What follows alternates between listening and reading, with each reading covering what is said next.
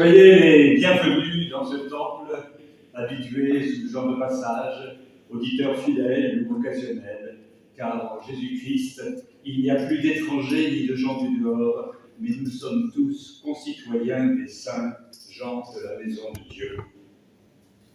La grâce et la paix vous sont données de la part de Dieu notre Père et de Jésus-Christ notre Sauveur.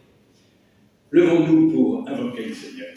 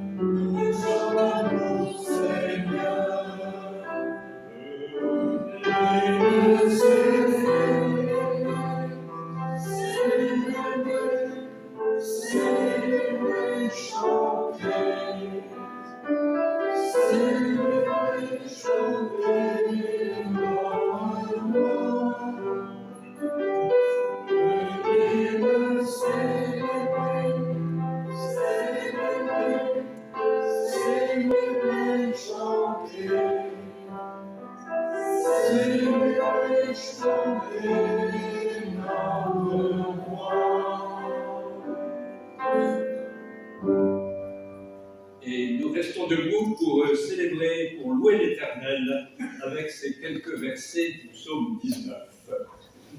Les cieux racontent la gloire de Dieu et l'étendue manifeste l'œuvre de ses mains. Le jour en instruit un autre jour, la nuit en donne connaissance à une autre nuit.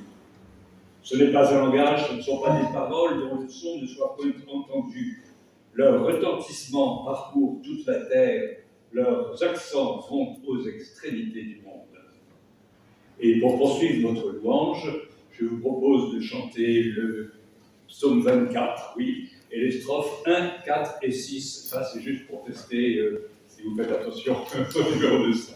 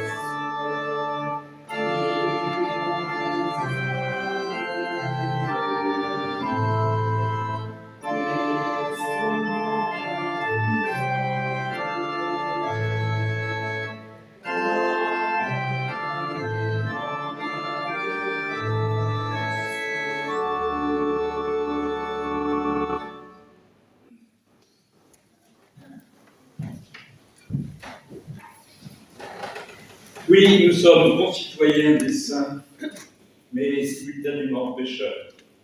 Alors prions pour confesser à Dieu notre péché. Seigneur notre Dieu, quelle nation est juste devant toi? De toute la surface de la terre, le sang des peuples crie vers toi. Nous disons paix là où il n'y a que mensonge et coalition d'intérêts. Seigneur, pardonne-nous, car notre façon de vivre ne transforme pas ce monde et nos complicités contribuent à le défigurer. Nous préférons nos sécurités humaines à ta justice. Seigneur, donne-nous un esprit de sagesse, de prudence et de courage chaque fois qu'il s'agit de prendre parti pour ce que nous croyons être la justice et la vérité. Toi qui, dans les temps anciens, t'es suscité des prophètes, donne aujourd'hui à ton Église les témoins courageux dont elle a besoin pour l'amour et la gloire de ton nom. Amen. Ô Seigneur, pardonne.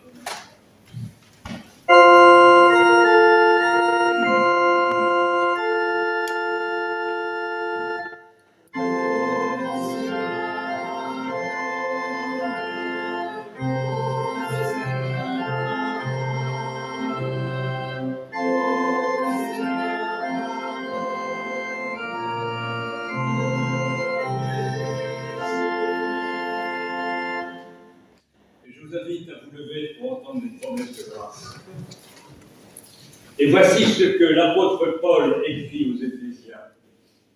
Dieu, qui est riche en miséricorde, à cause du grand amour dont il nous a aimés, nous qui étions morts par nos offenses, nous a rendus à la vie avec Christ. C'est par grâce que vous êtes sauvés, par le moyen de la foi. Cela ne vient pas de vous, c'est un don de Dieu. Et nous chantons « Ô ma joie, mon espérance ».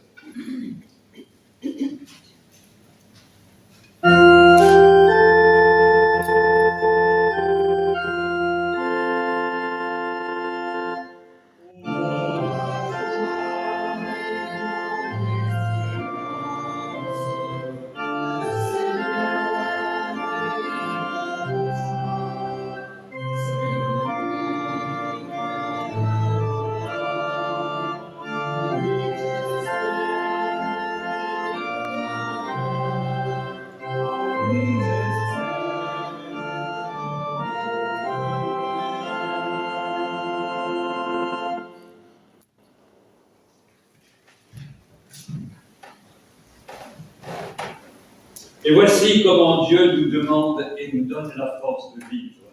Et c'est encore dans l'épître de Paul aux Éphésiens que nous trouvons cette exhortation. Je vous exhorte donc, moi, le prisonnier dans le Seigneur, à marcher d'une manière digne de la vocation qui vous a été adressée, en toute humilité et douceur, avec patience, vous supportant les uns les autres avec charité, vous efforçant de conserver l'unité de l'esprit par le lien de la paix. Écoute, entends la voix de Dieu.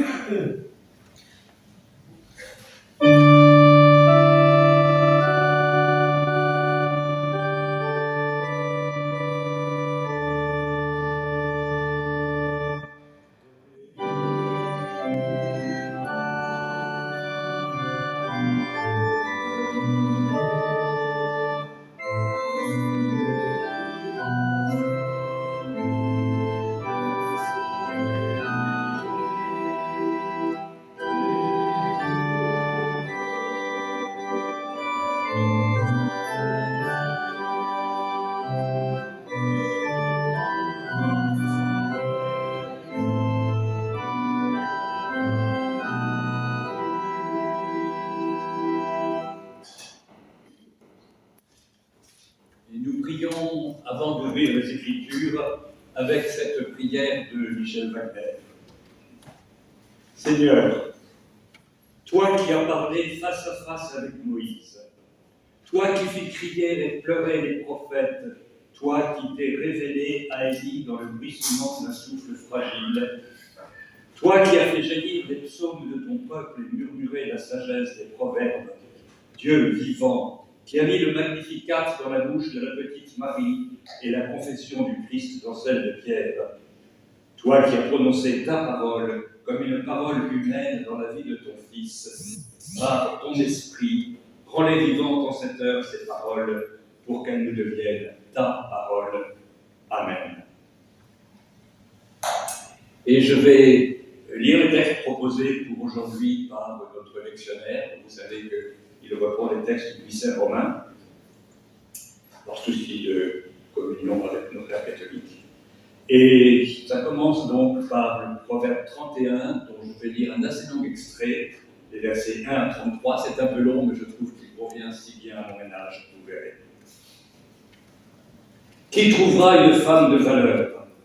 Son prix dépasse beaucoup celui des perles. Le cœur de son mari a confiance en elle et le bénéfice ne manquera pas. Elle lui fait du bien et non du mal tous les jours de sa vie. Elle se procure de la laine et du lin, elle travaille d'une main joyeuse, elle est comme un navire marchand, elle amène son pain de loin, elle se lève lorsqu'il fait encore nuit et donne la nourriture à sa maison et ses instructions à ses servantes. Elle réfléchit à un champ, elle l'acquiert, du fruit de son travail, elle plante une vigne, elle met à ses reins la force comme ceinture et elle affermit ses bras. Et elle sent que ce qu'elle gagne est bon. Sa lampe ne s'éteint pas pendant la nuit et elle met la main à la quenouille et ses doigts tiennent le fuseau. Elle ouvre ses mains pour le malheureux, elle tend la main aux pauvres. Elle ne craint pas la neige pour sa maison, car toute sa maison est vêtue de cramoisie. Elle se fait des couvertures, elle a des vêtements de fin lin et de pourpre. Son mari est considéré aux portes lorsqu'il siège avec les anciens aux portes de la ville. Nous continuons avec le texte de la parabole dite des talents. C'est en Matthieu 25, les versets 14 à 30.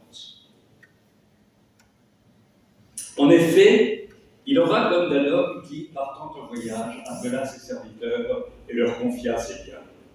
À l'un, il remit 5 lingots, à un autre 2, à un autre un seul, à chacun selon ses capacités, puis il partit.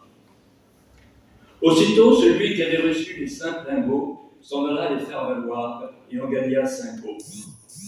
De même, celui des 2 lingots en gagna 2 autres.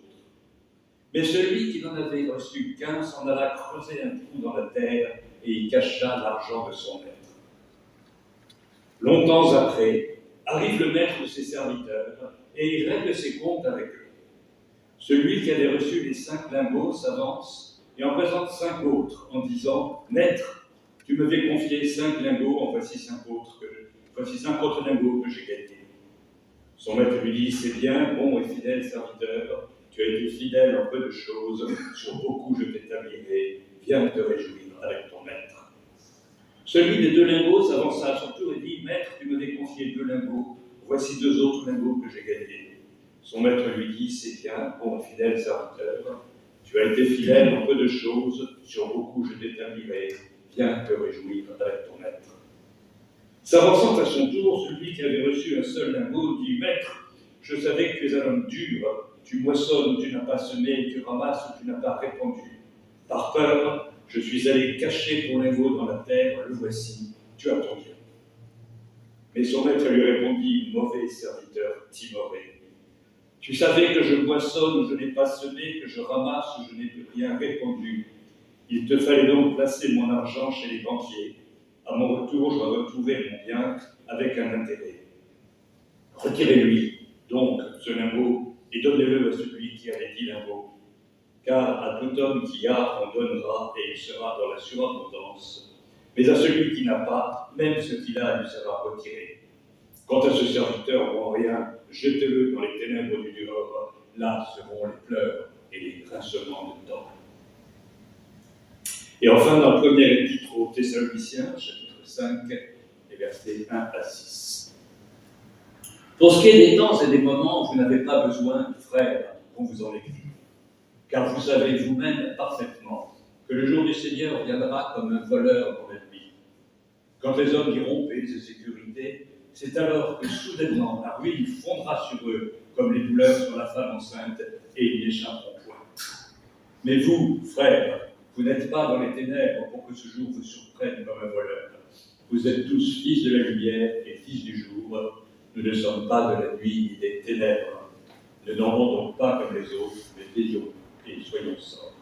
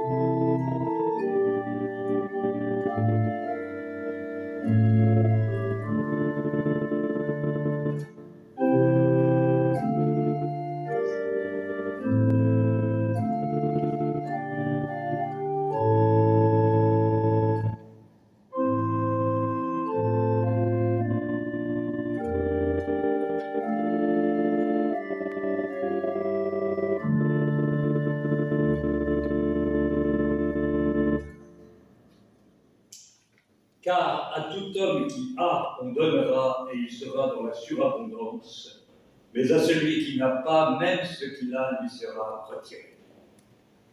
Avouez que dans le genre provocation, il est difficile de faire mieux. Et ce verset a de quoi faire bondir les honnêtes gens. Et au demeurant, ce n'est pas la seule parabole, ni la seule péricope qui semble choquer l'équité la plus basique. Je connais un théologien de notre Église protestante unie de France, sensible aux questions sociales, qui dit qu'aucun passage du Nouveau Testament ne le choque plus que la parabole des ouvriers de la 11e heure, dans laquelle les ouvriers qui ont trimé tout le jour reçoivent le même salaire que ceux qui n'ont travaillé qu'une heure. Mais pour moi, il y a pire. Comme par exemple la parabole où le maître, la figure de Dieu dans les paraboles, loue l'intendant infidèle pour sa prudence. Certains ont voulu retirer le piquant de cette parabole en disant que c'était ses propres deniers que l'intendant abandonnait au débiteur de son maître. Mais alors, pourquoi le récit se termine-t-il par la louange du maître pour, je cite, l'intendant infidèle? Et l'attitude de Marie, qui laisse sa sœur Marthe faire tout le boulot pour accueillir Jésus et sa bande qui ont débarqué à l'improviste sans même un coup de fil pour prévenir. Vous trouvez que c'est bien? Et pourtant, Jésus lui donne raison. Alors les biblistes se demandent gravement, avec juste raison, quelles sont les paroles authentiques de Jésus et quelles sont les reconstructions post-pascales, comme on dit, des souvenirs des disciples. Mais cette parabole, elle est trop choquante pour avoir été inventée par Matthieu. Il n'aurait pas osé. D'ailleurs, la version de Luc est encore pire. Et comme Jésus n'a certainement pas voulu recommander qu'on dépouille les pauvres pour embrasser les riches, il faut chercher une lecture autre que l'éthique. Manifestement, Jésus savait raconter des histoires qui frappent pour faire passer un message autre qu'éthique en l'occurrence. Et c'est ce message qu'il nous faut rechercher. Alors pour commencer, une incidente. Suivant la recommandation d'André Maillot, dans le texte, j'ai remplacé le mot « talent » par « l'agneau ». En effet, le mot « talent », qui désigne ici une somme d'argent, a un autre sens en français courant, dont Maillot nous dit que ce sens n'existerait pas sans cette parabole. Mais lire la parabole en pensant au double sens du mot est un jeu de mots intraduisible en grec. Et comme c'est en grec que ce texte nous est parvenu, il n'est pas dans le texte. Alors, juste pour être complet, mon dictionnaire biblique dit qu'en Israël, un talent d'argent pesait 45 kilos et un talent d'or le double. Ça fait de jolies sommes. Alors, replaçons rapidement la parabole dans son contexte. Elle se situe juste après la parabole des 10 vierges, récit dans lequel il n'y a pas une once de ressemblance, mais c'est un autre problème, et avant le grand discours sur le jugement dernier, où le roi, lire le Christ en gloire, Dites au juste, chaque fois que vous avez fait chacune de ces choses, à l'un de ces plus petits de mes frères, c'est à moi que vous l'avez fait, puis aux autres, chaque fois que vous ne l'avez pas fait, etc.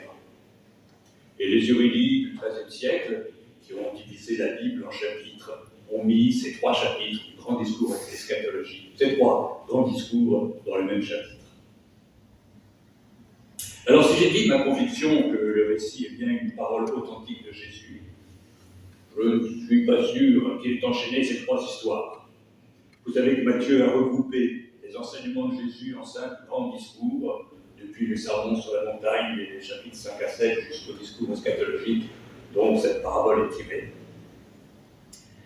Placée ici, l'intention de la parabole est claire. Il s'agit d'une image de la fin des temps et du jugement dernier. Et sauf à penser avoir mieux compris que Matthieu le sens des paraboles, c'est donc bien ainsi qu'il faut la lire. Alors en effet, relisons-la. Car face à un texte étrange, il faut commencer par le relire de très près.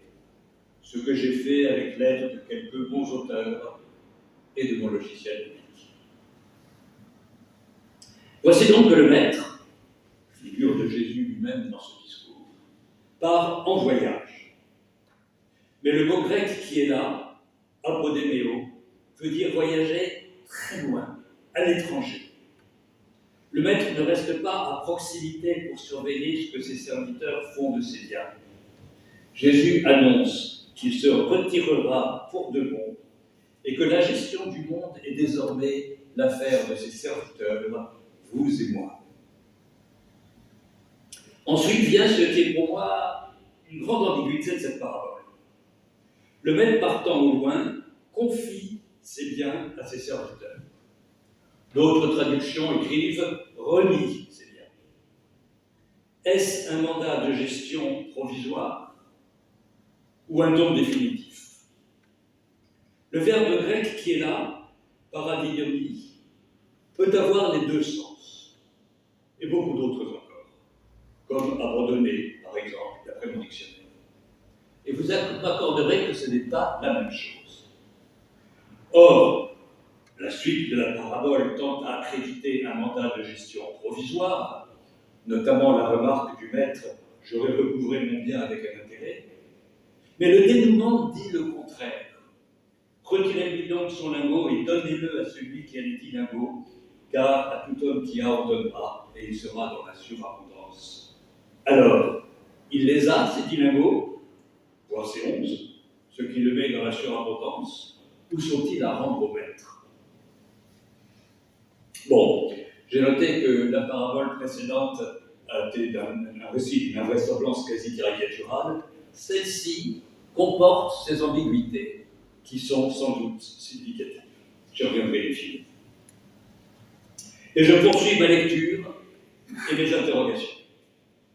Car si j'insiste pour qu'on ne lise pas talent avec son sens en français courant, que symbolisent ces sommes considérables?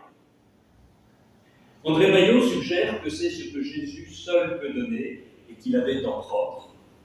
Je cite Maillot, « La parole de Dieu, transmise par la loi, l'espérance et l'amour, autant de lingots qui ne rapportent que dans la mesure où ils sont mis en œuvre au milieu des hommes. » Fin de citation.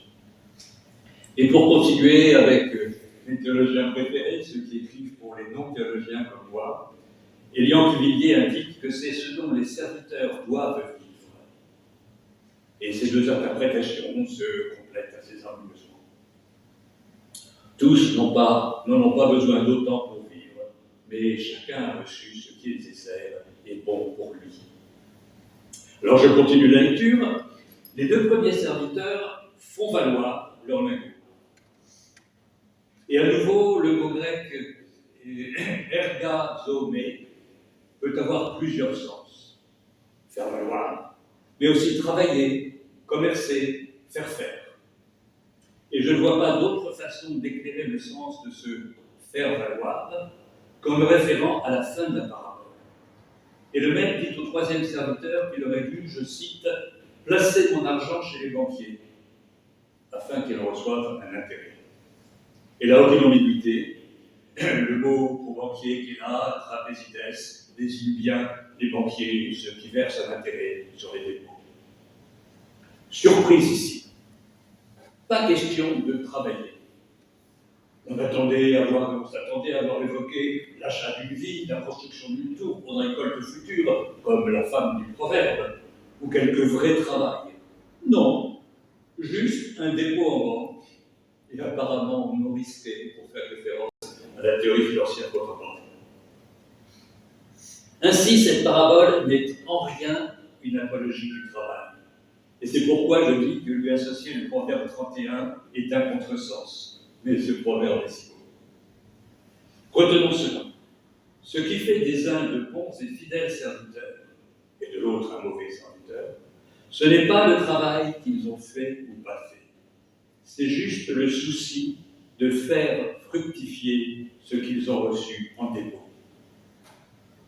Quant au troisième serviteur, si on en croit sa propre déclaration à la fin, il a peur. Peur de quoi? Oh, peur de tout, peur des voleurs, puisqu'il cache son argent pour que son maître, peur de son maître qu'il pense dur. On ne peut s'empêcher de rapprocher cette peur de cette ancienne qui parcelle tout le texte biblique. Ne crains pas. N'aie pas peur, tu es capable d'exploiter utilement le dépôt que tu as reçu.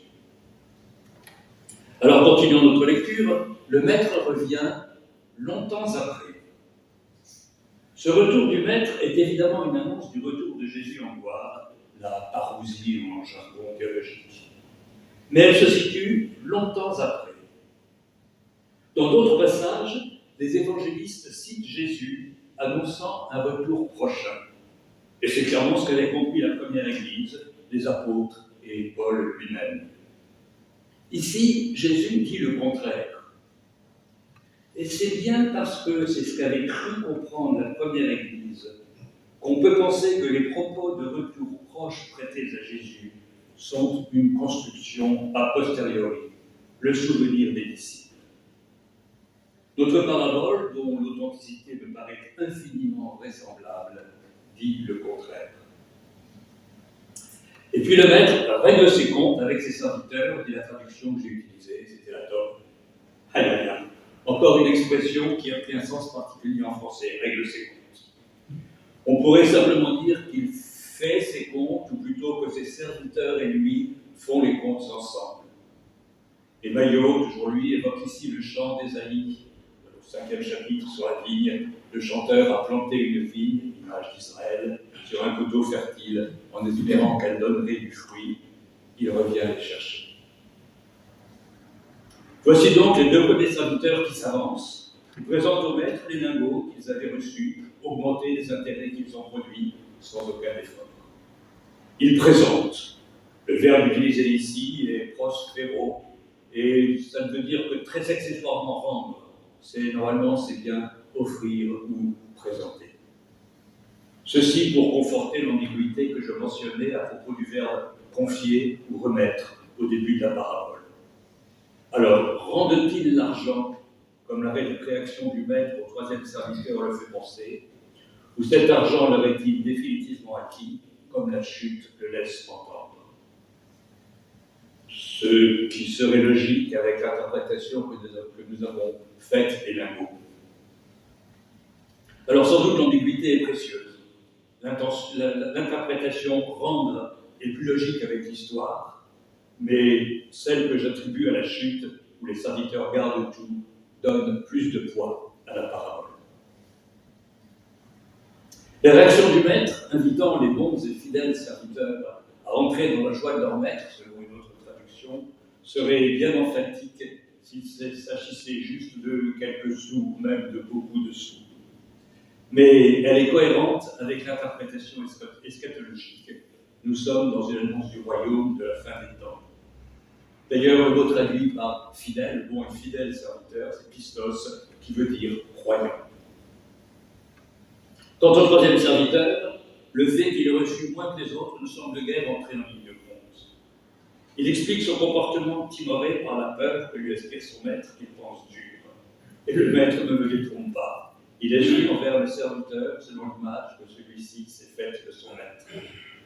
Et si c'est une injustice que subit le serviteur, Elle est une conséquence du Dieu qu'il s'est confectionné, le Dieu juge, le Dieu dur, le Dieu qui terrorisait Luther jusqu'à ce qu'il comprenne que ce tel n'était pas le Dieu que Jésus-Christ annonce.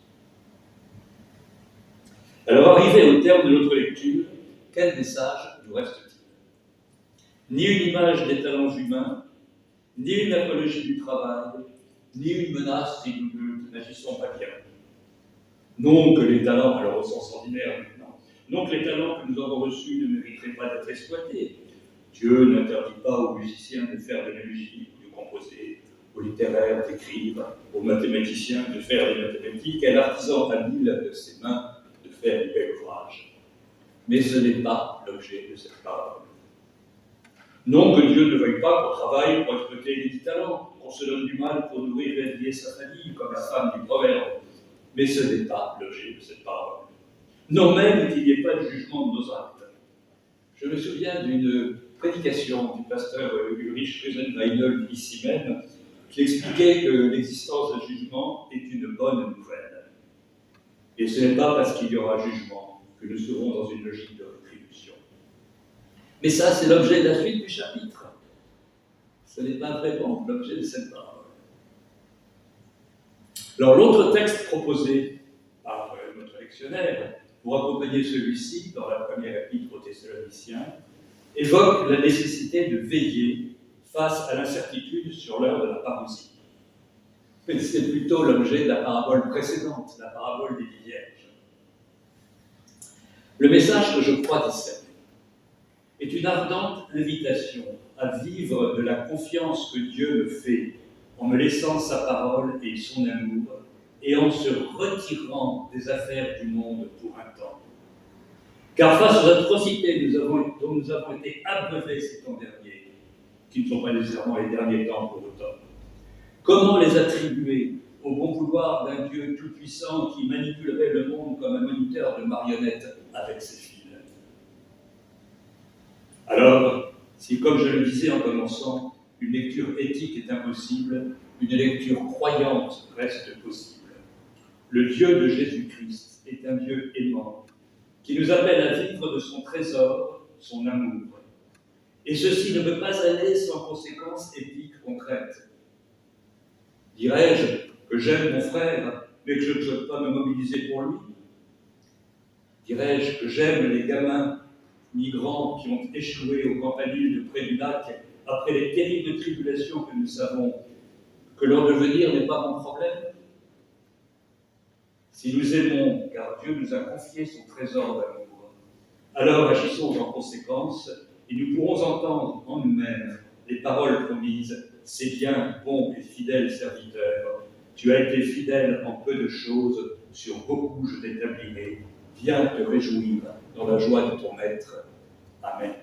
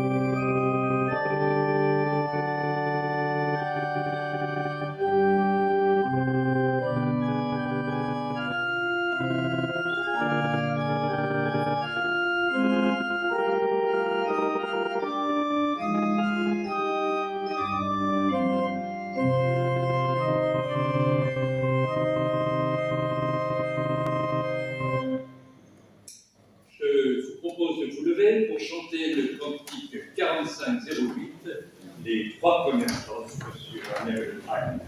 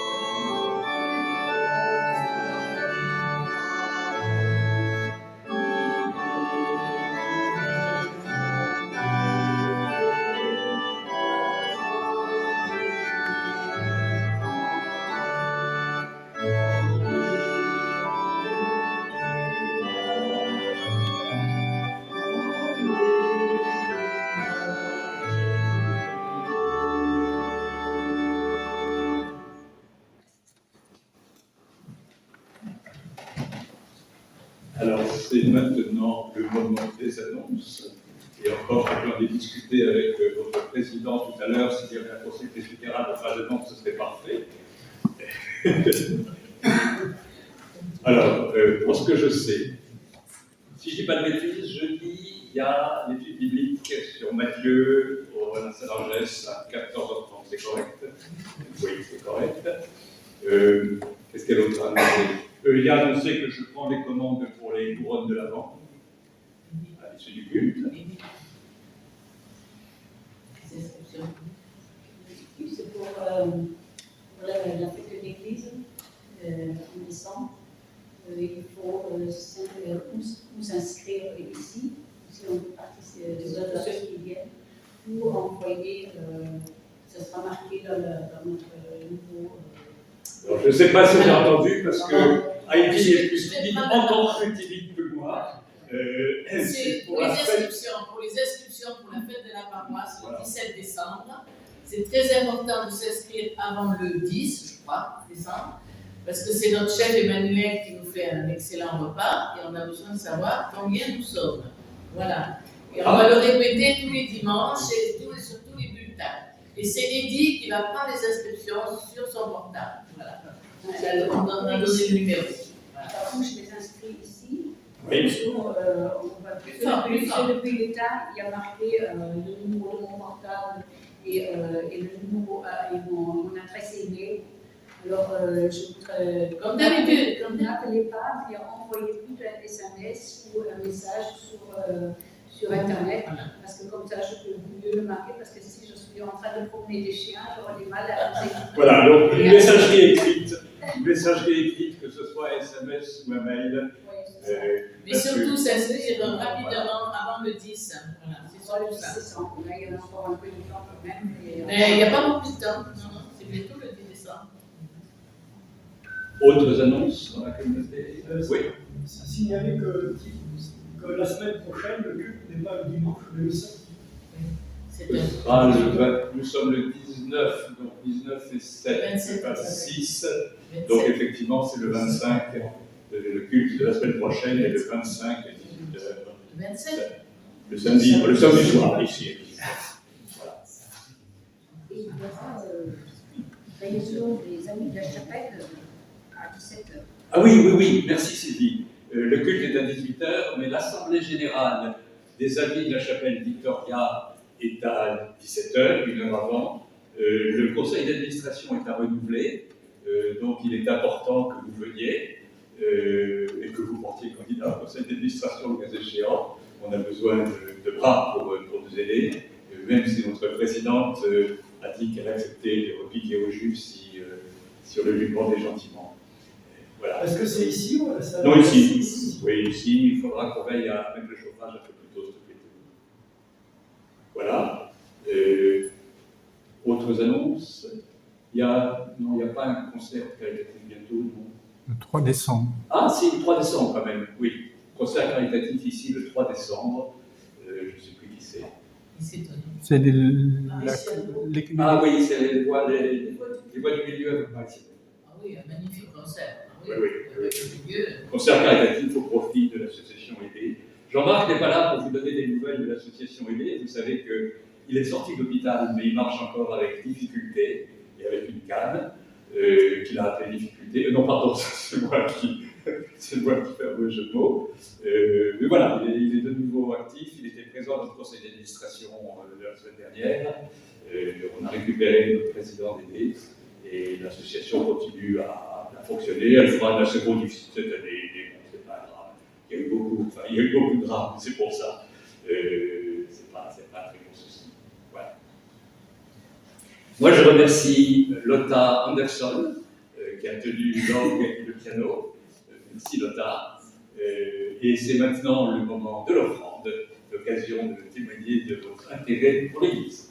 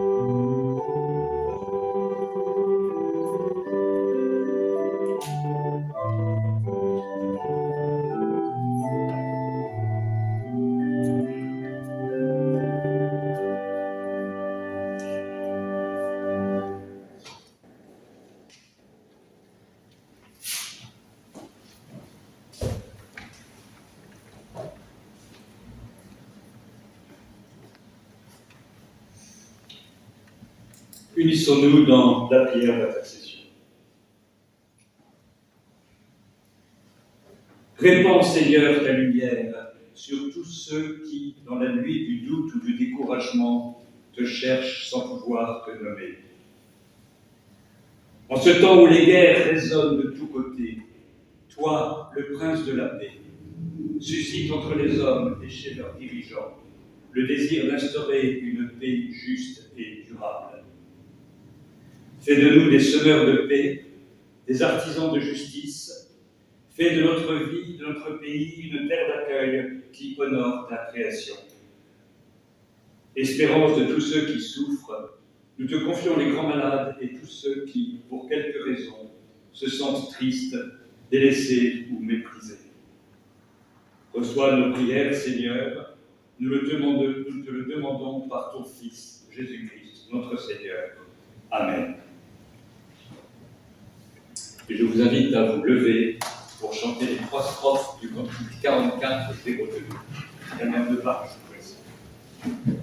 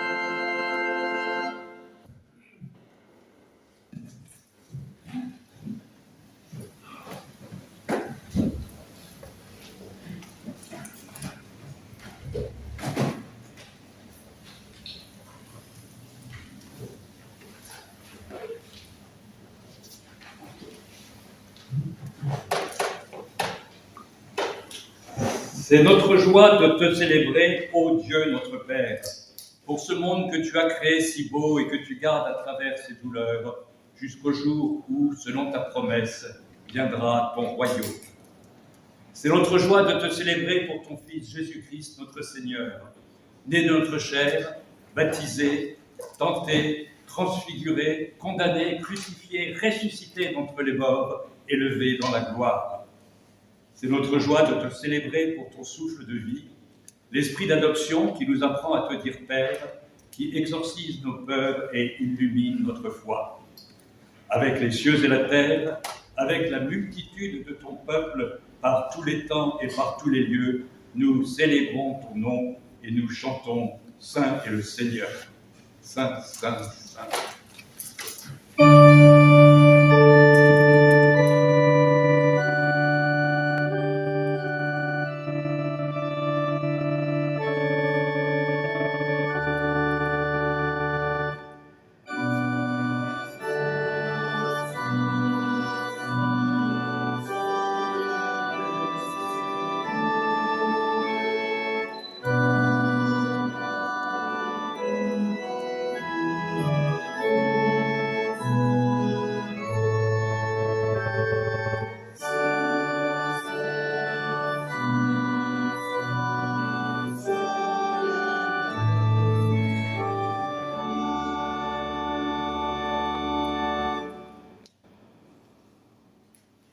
Le soir venu, Jésus se mit à table avec les 12.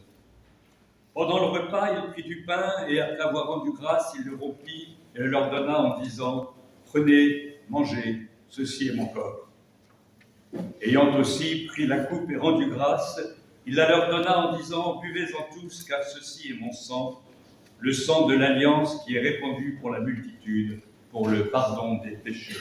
Je vous le dis, désormais, je ne boirai plus de ce fruit de la vigne, jusqu'au jour où je le boirai nouveau avec vous dans le royaume de mon Père. » Prions.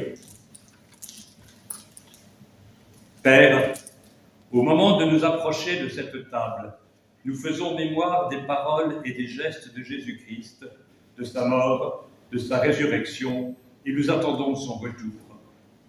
Nous recevons de toi ce pain de vie destiné à la nourriture du monde. Nous recevons de toi la coupe d'alliance que tu offres pour la joie du monde. Et comme les épis jadis épars dans les campagnes, et les grappes autrefois dispersées sur les collines sont maintenant réunies dans ce pain et dans ce vin, que toute ton Église soit bientôt rassemblée dans ton royaume. Par ton esprit, renouvelle notre foi, afin que ce pain et ce vin soient les signes de la présence de ton Fils parmi nous. Et comme Jésus l'a enseigné à ses disciples, nous te disons d'une même voix la prière qu'il nous a enseignée. Notre Père, qui es aux cieux, que ton nom soit sanctifié, que ton règne vienne, que ta volonté soit faite sur la terre comme au ciel. Donne-nous aujourd'hui notre pain de ce jour. Pardonne-nous nos offenses comme nous pardonnons aussi à ceux qui nous ont offensés. Et ne nous laisse pas entrer en tentation, mais délivre-nous du mal, car c'est à toi qu'appartiennent le règne, la puissance et la gloire pour les siècles des siècles. Amen. Voici le repas que nos mains ont préparé, mais c'est le Seigneur qui nous invite. Voici la table que nous avons dressée, mais c'est lui qui nous accueille.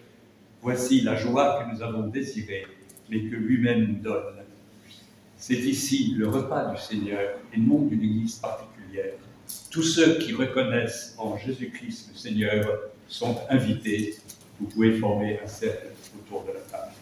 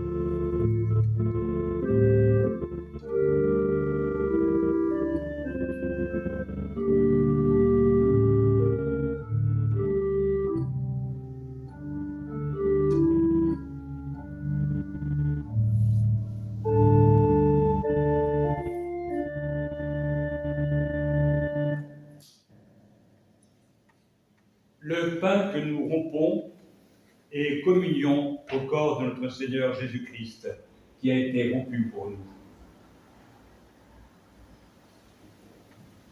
La coupe de bénédiction, pour laquelle nous rendons grâce, est communion au sang de notre Seigneur Jésus-Christ, le sang de la nouvelle alliance qui a été répandu pour la multitude.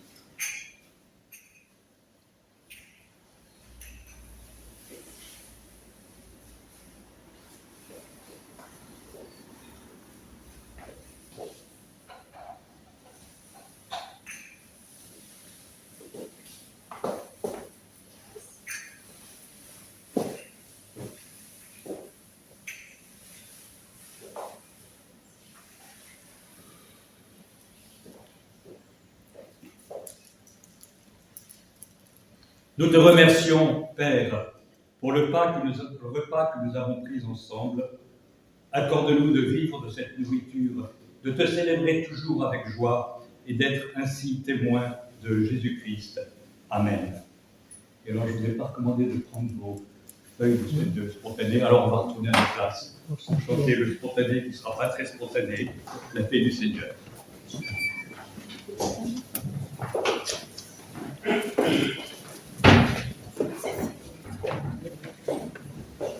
On chante le 62-83, la paix du Seigneur.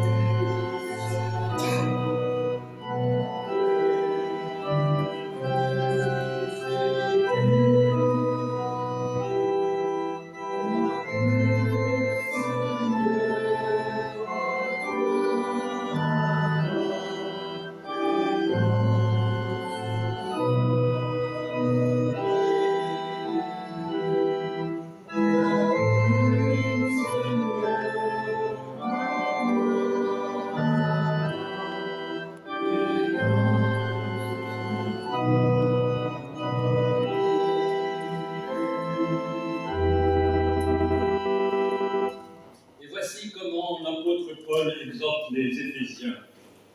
Tenez donc ferme, ayez à vos reins la vérité pour ceinture, revêtez la cuirasse de la justice, mettez pour chaussures à vos pieds le zèle que donne l'évangile de paix. Prenez par-dessus tout cela le bouclier de la foi, avec lequel vous pourrez éteindre les traits enflammés du malin. Prenez aussi le casque du salut et l'épée de l'esprit, qui est la parole de Dieu. Et voici la bénédiction qui clôt cette même épître. Que la paix et la charité avec la foi soient données aux frères de la part de Dieu le Père et du Seigneur Jésus-Christ. Que la grâce soit avec tous ceux qui aiment notre Seigneur Jésus-Christ d'un amour inaltérable. Amen. Rendons gloire à Dieu notre Père.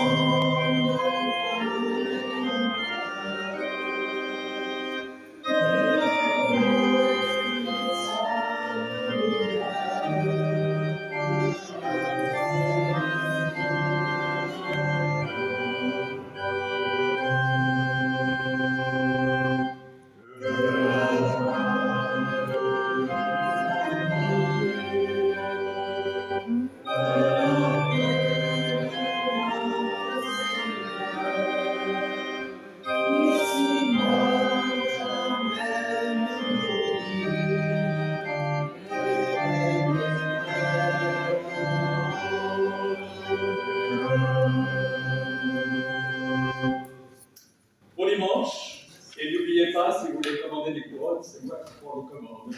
Merci.